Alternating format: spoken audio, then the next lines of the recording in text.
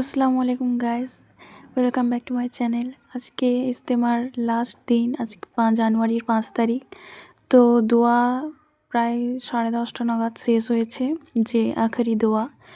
তো আমাদের মাঝে মাওলানা বড় মুফতি মাওলানা সাদ সাহেব উপস্থিত ছিলেন। উনি এই দোয়াটি করিয়েছেন এবং সবাই যার আপাতত শেষ হয়ে গেছে দোয়া, যার বাড়িতে ফিরছে। অতিরিক্ত হারে ভিড় হয়েছিল, প্রচুর ভিড় হয়েছিল। এটা আমার বাড়ির পাশ দিয়ে সবাই যাচ্ছে, তো আমি একটা ছোট্ট ক্লিপ আপনাদের সাথে শেয়ার করলাম।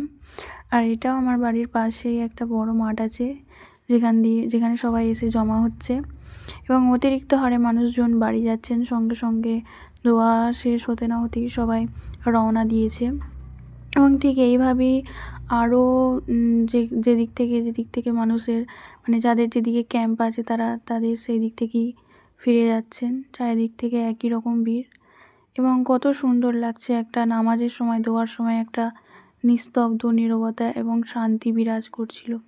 Please subscribe to my channel and share this video.